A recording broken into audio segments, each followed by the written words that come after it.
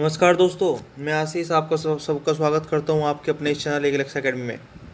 आइए शुरू करते हैं आज के महत्वपूर्ण 30 प्रश्न जो आपके एग्ज़ाम में आएंगे और आप उसमें नंबर बढ़ाएंगे। आइए दोस्तों शुरू करते हैं। पहला प्रश्न, महाराष्ट्र में जो एलोरा की गुफाएं हैं उसका निर्माण किसके शासनकाल में हुआ था? तो दोस्तों जवाब दीजिए, ये तो आपको पता है। इनका निर्माण हुआ था वो 600 ईस्वी से लेकर 1000 ईस्वी के समय में हुआ था। 600 ईस्वी से 1000 ईस्वी के समय में हुआ था। और इसमें मैं आपको बताना चाहूँगा, इसमें जो काम है वो हिंदू, बुद्धिस्ट और जैन ये मोनूमेंट्स इसमें पाए जाते हैं। इनसे संबंधित कलाकृति इसमें पाई जाती है। तो दोस्तों बताइए कब हुआ था, किसके शासनकाल में हुआ था? तो मैं आपको बता दूं कि इसका जो हुआ था राष्ट्रकूट शासनकाल में। किसमें? राष्ट्रकूट के शासनकाल में हुआ था। और इसमें मैं आपको एडिशनल जानकारी देना चाहूँगा कि इसमें लगभग 100 गुफाएं हैं। कितनी है दोस्तों? 100 गुफाएं हैं, जिसमें से आज के समय में 34 गुफाएं पब्लिक के लिए खुली हुई हैं। उस 34 में से 12 गुफाएं बुद्धिस्ट वाली हैं जो 1 से 12 तक हैं। 17 गुफाएं हिंदुओं की गुफाएं हैं। उसके बाद 5 गुफाएं जैनियों की हैं। इसमें एक इन्फॉर्मेशन और आपको पता होनी चाहिए कि जो हिंदू डायनेस्टी या बुद्धिस्ट बनाई गई थी, वह बनाई गई थी राष्ट्रकूट डायनेस्टी के टाइम पे। लेकिन जो जैन केव्स बनाई गई हैं वो यादवा डायनेस्टी के टाइम पे बनाई गई हैं। और इसका जो पुराना नाम था एलापुरा, इसका पुराना नाम था। ये आपकी महाराष्ट्र से 29 किलोमीटर नॉर्थ वेस्ट की तरफ औरंगाबाद सिटी में आपको देखने को मिलेंगी। ठीक है दोस्तों, सो प्लीज़ ये इन्फॉर्मेशन आपके बहुत काम की है, इसको याद रखिएगा। आइए नंबर 2, सिख गुरु अर्जुन देव का वध किसके शासनकाल में हुआ था? सिख गुरु अर्जुन देव का वध किसके शासनकाल में हुआ था दोस्तों? याद रखना, बहुत इंपॉर्टेंट क्वेश्चन है। यह हुआ था जहांगीर के टाइम में। जहांगीर ने इनका वध कराया था। किसने कराया दोस्तों? जहांगीर ने इनका वध कराया था। और जो टाइम की डिटेल है वह डिटेल है 30 मई 1606 ईस्वी में। कब हुआ था दोस्तों? वह हुआ था 30 मई 1606 ईस्वी में। कब हुआ था दोस्तों? 30 मई 1606 ईस्वी में गुरु अर्जुन देव का वध किया था। किसने शासनकाल में हुआ था? जहांगीर के शासनकाल में। आइए क्वेश्चन नंबर 3, मुगल शासन में मनसबदारी प्रणाली का प्रवर्तन द्वारा किया गया। किसके द्वारा? शाहजहां, अकबर, जहांगीर, बाबर। बताइए दोस्तों, यह तो आपको पता ही होगा। बताइए दोस्तों, मनसबदारी प्रणाली का प्रवर्तन किसके द्वारा किया गया और कब किया गया? बताइए। तो यह किया गया था अकबर द्वारा। किसके द्वारा दोस्तों? अकबर द्वारा किया गया था। और यह 1595 से 1596 ईस्वी के समय में इसको लागू किया गया था, इसका परिवर्तन किया गया था। तो याद रखना दोस्तों, मुगल शासन में मनसबदारी प्रणाली का परिवर्तन अकबर द्वारा किया गया था 1595 से 96 ईस्वी के बीच। आइए नेक्स्ट क्वेश्चन, किस वंश का शासन सबसे अच्छा रहा? किस वंश का शासन सबसे अच्छा रहा? मौर्य, सातवाहन, कुषाण, कौरव। बताइए दोस्तों, किस वंश का शासन सबसे अच्छा रहा? तो मौर्य वंश का शासन सबसे अच्छा रहा। कितने समय तक? यह रहा आपका 322 से 185 ईसा पूर्व तक। कब से रहा दोस्तों? यह रहा 322 ईसा पूर्व से 185 ईसा पूर्व तक रहा। ये लगभग कितना रहा? यह रहा लगभग 137 साल दोस्तों। तो ध्यान रखना, 137 साल इस वंश का शासन रहा। किस वंश का? मौर्य वंश का। आइए दोस्तों नेक्स्ट क्वेश्चन नंबर 5, गुप्त वंश का संस्थापक कौन था? दोस्तों गुप्त वंश का संस्थापक कौन था और कब इस वंश की स्थापना, इसकी अवधि कब से कब तक थी? चंद्रगुप्त मौर्य, चंद्रगुप्त प्रथम, समुद्रगुप्त, श्रीगुप्त। बताइए दोस्तों, गुप्त वंश का संस्थापक कौन था? श्रीगुप्त। बताते हैं आपको कौन था? श्रीगुप्त। और यह जो वंश की अवधि थी, इसकी अवधि 3री शताब्दी से लेकर 543 एडी तक थी। कब से? 3री सेंचुरी, 3rd सेंचुरी एडी से, ईस्वी से 543 ईस्वी तक इनका शासनकाल रहा है। किसका? गुप्त वंश का। कौन संस्थापक थे? श्रीगुप्त। याद रखना दोस्तों, क्वेश्चन मिलेगा आपको एग्जाम में। अकबर का जन्म कहाँ हुआ और कब हुआ? यह तो आपको पता ही होगा दोस्तों, अकबर का तो आपने बहुत बार पढ़ा है। अकबर का जन्म कहाँ हुआ और कब हुआ? अकबर का जन्म अमरकोट में हुआ। कहाँ हुआ दोस्तों? अमरकोट में। अमरकोट कहाँ पर है? अमरकोट अब पाकिस्तान में है। जन्म कब हुआ था? जन्म हुआ था इनका 15 अक्टूबर 1542 को। कब हुआ था दोस्तों? 15 अक्टूबर 1542 को इनका जन्म हुआ था। कहाँ पर? अमरकोट में। अमरकोट कहाँ पर है? पाकिस्तान में। आइए दोस्तों, नेक्स्ट नंबर 7, सिंचाई कर किसने लगाया? देखिए, वेरी इंपॉर्टेंट क्वेश्चन। सिंचाई कर किसने लगाया? बहुत अच्छा सवाल है दोस्तों। सिंचाई कर किसने लगाया? ऑप्शन है अलाउद्दीन खिलजी, फिरोज शाह तुगलक, इल्तुतमिश, मोहम्मद बिन तुगलक। तो यह लगाया था फिरोज शाह तुगलक ने। किसने? फिरोज शाह तुगलक ने। और कब लगाया था दोस्तों? यह लगाया था 1351 में। फिरोज शाह तुगलक, और इन्होंने और भी कर लगाए थे। फिरोज शाह तुगलक ने और भी कर लगाए थे, जैसे कि आपका जजिया कर और खरज कर। इसके अलावा और भी कर थे, वह मैं आपको मुगल साम्राज्य, तुगलक साम्राज्य में बताऊंगा। ठीक है दोस्तों। जजिया कर क्या होता है? बहुत इंपॉर्टेंट क्वेश्चन है, पूछा जा सकता है। तो जजिया कर होता है जो हिंदू रिलीजन पर लगता था, हिंदुओं पर एक कर लगता था, जिसको जजिया कर कहा जाता था। ऐसे खरज ये भूमि कर होता है। ठीक है दोस्तों। तो फिरोज शाह तुगलक ने सिंचाई कर लगाया था। आइए दोस्तों, शाहजहां के बचपन का नाम क्या था? सलीम, खुसरा, मुराद, खुर्रम। सलीम, खुसरा, मुराद, खुर्रम। बताइए दोस्तों, ये तो इजी सवाल है, आपको आते होंगे। तो इनका नाम था खुर्रम। क्या नाम था दोस्तों? खुर्रम। बहुत इंपॉर्टेंट क्वेश्चन है। आइए नंबर 9, बौद्ध धर्म का चौथा सत्य क्या है? बौद्ध धर्म का चौथा सत्य क्या है? बौद्ध धर्म का चौथा सत्य क्या है? सबसे पहले बता दूं, कितने सत्य हैं? बौद्ध धर्म के 4 सत्य हैं, 4 पिलर हैं। ठीक है दोस्तों। तो बौद्ध धर्म के कितने हैं? 4 सत्य हैं, जिनको आर्य सत्य कहते हैं। और ये 4 कौन से हैं? बताइए। दुख समुदाय, दुख निरोध, गामिनी प्रतिपदा। तो मैं आपको बताना चाहूँगा, इसका पहला सत्य दुख है। पहला सत्य दुख है। दूसरा सत्य समुदाय है कि दुख के कारण है। तीसरा सत्य दुख निरोध है कि दुख के निवारण भी हैं। और निवारण के लिए क्या है? वह है आपका चौथा सत्य है, दुख निरोध गामिनी प्रतिपदा, कि दुख के निवारण के अष्टमार्ग हैं। कितने हैं? अष्टांगिक मार्ग, मतलब कि 8 मार्ग हैं। वह क्या है? आपको बताना चाहूँगा, याद रहे तो अच्छी बात है। सम्यक दृष्टि, सम्यक संकल्प, सम्यक वाक, सम्यक कर्म, सम्यक जीविका, सम्यक प्रयास, सम्यक स्मृति और सम्यक समाधि। ठीक है दोस्तों। ये बड़ा महत्वपूर्ण सवाल है, आपसे पूछा जा सकता है कि आर्य सत्य के जो 14 पिलर है उसके कितने अष्टांगिक मार्ग हैं और कौन कौन से हैं।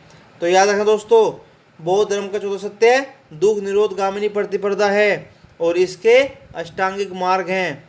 कितने हैं दोस्तों? अष्टांगिक मार्ग हैं।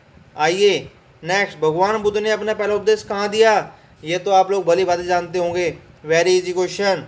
कहाँ पर दिया था? सारनाथ, कौशाम्बी, सारनाथ, वैशाली, लुम्बिनी, उरुवेला। कहाँ पर दिया था दोस्तों? यह दिया था इन्होंने सारनाथ में। कहाँ पर? सारनाथ में। और सारनाथ कहाँ है? सारनाथ है आपका वाराणसी। ठीक है दोस्तों। आइए नेक्स्ट 11, जैन धर्म में कुल कितने तीर्थकार थे?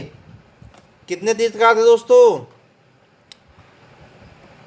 25, 24, 10, 5। बताइए दोस्तों, जैन धर्म में कुल कितने तीर्थंकर थे? जैन धर्म में 24 तीर्थंकर थे। कितने थे दोस्तों? 24। और इन 24 में पहले और 24 में कौन थे? पहले थे ऋषभनाथ। कौन थे? याद रखना, पहले थे ऋषभनाथ। और 24 में कौन थे? बताइए दोस्तों, 24 में कौन थे? 24 में थे महावीर। कौन थे दोस्तों?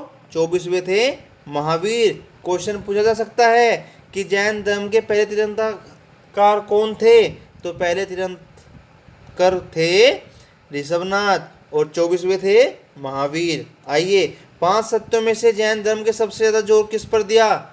अब यहाँ पे आपको पता लगा, हमें जैन बौद्ध धर्म के पता था कितने? 4। जैन धर्म में कितने हैं? 5। और इन 5 में से सबसे ज़्यादा जोर किसने दिया और किस पर दिया? सत्य, अपरिग्रह, अहिंसा, ब्रह्मचर्य। सत्य, अपरिग्रह, अहिंसा, ब्रह्मचर्य। सत्य, कभी झूठ ना बोलना। अहिंसा, कभी हिंसा ना करना। ब्रह्मचर्य और अपरिग्रह, अपरिग्रह धन का संग्रह ना करना। बताइए किस पे जोर दिया? तो दोस्तों इन्होंने जोर दिया है नंबर 2 अहिंसा पर। और इनके अलावा इनका 5वां जो सत्य है वह अस्तेय, मतलब चोरी न करना। तो याद रखना दोस्तों, बहुत जरूरी और बहुत अच्छा क्वेश्चन है कि कितने महाभारत हैं या कितने सत्य हैं? तो 5 सत्य हैं। कौन, इसमें ये भी हो सकता था कि कौन सा सत्य नहीं है, तो वो भी आपको पता होना चाहिए कि 5 कौन कौन से हैं। सत्य, अहिंसा, अपरिग्रह, ब्रह्मचर्य और अस्तेय। ठीक है दोस्तों, याद रखना। आइए नेक्स्ट, नंबर 13। गुलरुखी के नाम से कौन सा शासक कविता लिखता था? कौन सा शासक था जो गुलरुखी के नाम से कविताएं लिखता था? अलाउद्दीन खिलजी, बहलोल लोदी, सिकंदर लोदी, मोहम्मद बिन तुगलक। तो बताइए दोस्तों कौन है? तो ये है आपके सिकंदर लोदी। कौन है? सिकंदर लोदी। अब सिकंदर लोदी के एक फैक्ट और अच्छा है, बता देता हूँ आपको। आगरा शहर आप लोगों ने सुना होगा, जहाँ पर ताजमहल है, तो आगरा शहर जो बसाया था वह भी सिकंदर लोदी ने ही बसाया था। सवाल आ सकता है आगरा शहर किसने बसाया? तो आगरा शहर बसाया सिकंदर लोदी ने। खालसा की स्थापना किसने की? खालसा की स्थापना किसने की? और थोड़ा जोड़ देता हूँ, कब की? बताइए दोस्तों, गुरु गोविंद सिंह, गुरु रामदास, गुरु नानक देव, गुरु अर्जुन देव। तो खालसा की स्थापना की हमारे गुरु गोविंद सिंह जी ने। किसने की? गुरु गोविंद सिंह जी ने। और कब की? यह कि 30 मार्च 1699। कब की दोस्तों? 30 मार्च 1699। याद रखना, बहुत अच्छा क्वेश्चन है। कब की? 1699। और आजकल क्वेश्चन तारीख के साथ आते हैं, तो 30 मार्च 1699। आइए दोस्तों नेक्स्ट, 15। सितार का आविष्कार किसने किया? तो किसने किया दोस्तों सितार का आविष्कार? लतीफ़ खान, जाकिर हुसैन, पंडित रविशंकर, अमीर खुसरो। अरे आप लोग बड़े होशियार बच्चे हैं, सुनते होंगे। बताइए किसने की? तो मैं आपको बता देता हूँ, इसका आंसर है बी, अमीर खुसरो ने। किसने की? अमीर खुसरो ने शुरुआत की थी सितार की। आविष्कार अमीर खुसरो जी ने किया था। किताबुल हिंद, किताबुल हिंद के लेखक कौन थे? अमीर खुसरो, मिन्हाज उल सिराज, अलबरूनी, जियाउद्दीन बरनी। बताइए दोस्तों कौन थे किताबुल हिंद के लेखक? किसने लिखी थी किताबुल हिंद? बताइए बताइए, आपके पास है 30 सेकंड। किताबुल हिंद लिखी थी अलबरूनी ने। किसने? अलबरूनी ने। और किस भाषा में लिखी थी? अरबी भाषा में। किस भाषा में? अरबी भाषा में। अलबरूनी किस देश से संबंधित थे? उज्बेकिस्तान। कहाँ से? उज्बेकिस्तान। इसमें एक छोटी सी सूचना और याद रखिए, किताबुल हिंद को क्या कहा जाता है? तारिक उल हिंद कहा जाता है। क्या? किताबुल हिंद को तारिक उल हिंद। तो कल सवाल तारिक उल हिंद के नाम से भी आ सकता है, तो you should remember the answer. The answer is Al Biruni. ठीक है दोस्तों, आइए नंबर 17। अनेकांतवाद किस धर्म से संबंधित है? बताइए दोस्तों, अनेकांतवाद किस धर्म से संबंधित है? यह आपको पता होना चाहिए। Very important question. ऐसे सवाल ही पूछे जाते हैं, आप लोग देख भी रहे होंगे, ये सारे क्वेश्चन आपके एग्जाम में आए हुए हैं।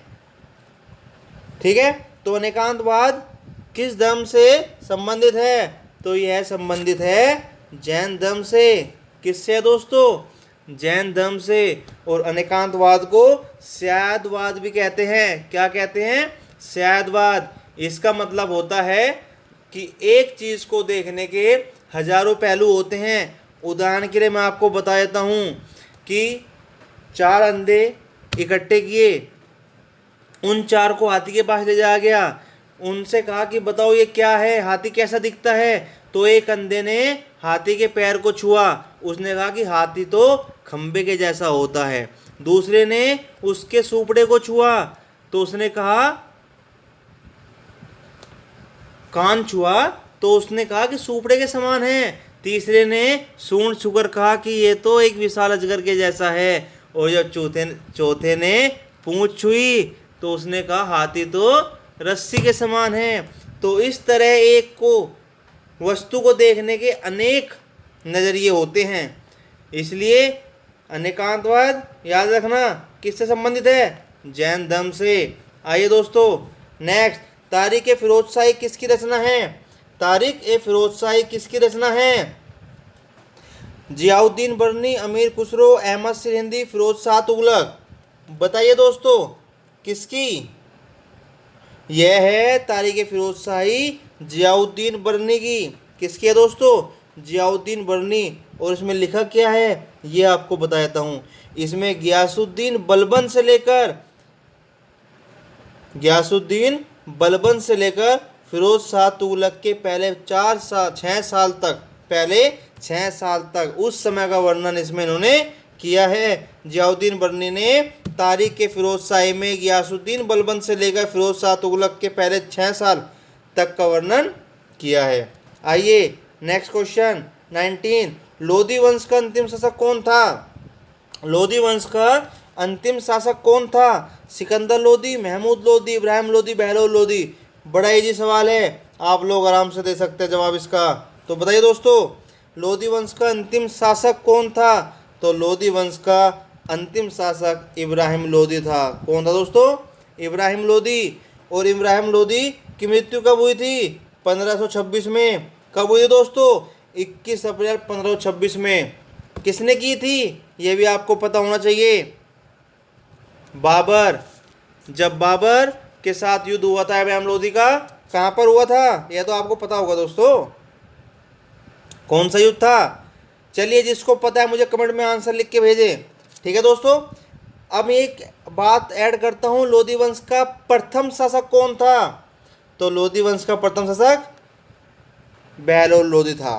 कौन था दोस्तों? बहलोल लोधी। तो आप मुझे कमेंट में जवाब भेजेंगे इब्राहिम लोधी और बाबर का युद्ध कब और कहाँ पर हुआ था। Very easy answer it is. Okay, so Din i इलाही की स्थापना किसने की थी? दीन ए इलाही की स्थापना किसने की थी? कब की थी दोस्तों? और मैं जानना चाहता हूँ, मैं पूछूंगा आपसे कि कब भी की थी, बताइए। सो इसकी स्थापना अकबर ने की थी। किसने? अकबर ने। किसने की दोस्तों? अकबर ने की थी। और कब की थी? 1582 ईस्वी में। कब? 1582 ईस्वी में की थी। और दीन ए इलाही का मतलब क्या होता है? दीन ए इलाही का मतलब क्या होता है बताइए। इसका मतलब होता है रिलीजन ऑफ गॉड, भगवान का धर्म। और इसमें इसने इस्लाम, हिंदू, ईसाई, जैनिज्म सारे धर्म को मिलाकर यह धर्म बनाया था। आपसे पूछा जा सकता है दीन ए इलाही का मतलब क्या है?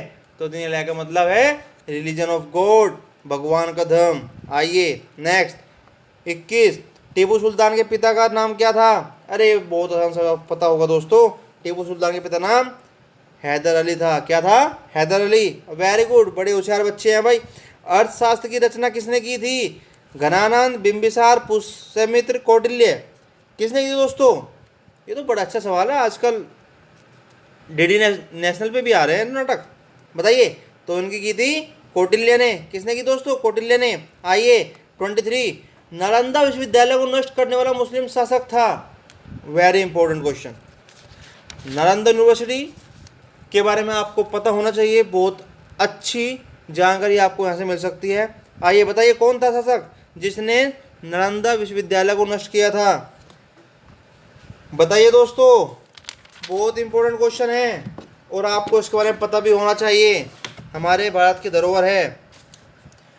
तो नालंदा यूनिवर्सिटी बताता हूँ कब हुआ था, 1193 में नष्ट की गई थी।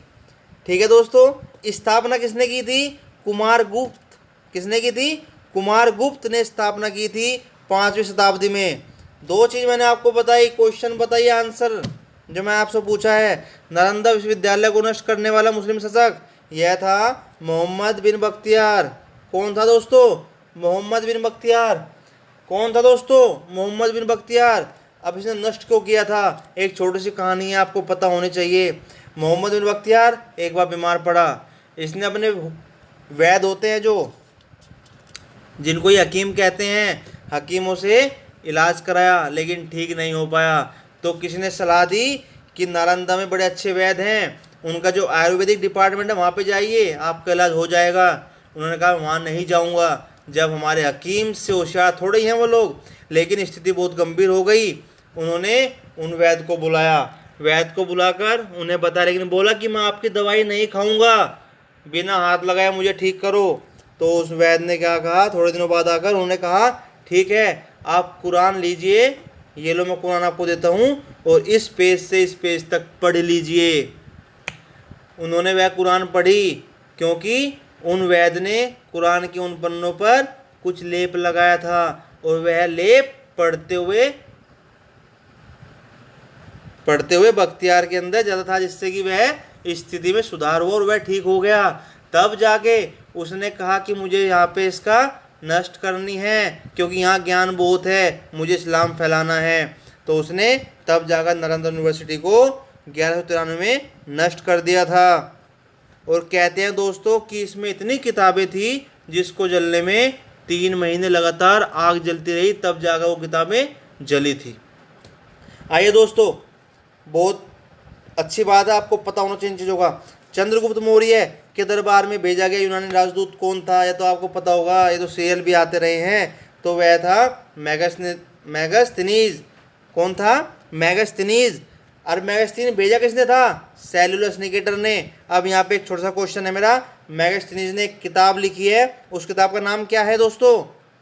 उस किताब का नाम क्या है?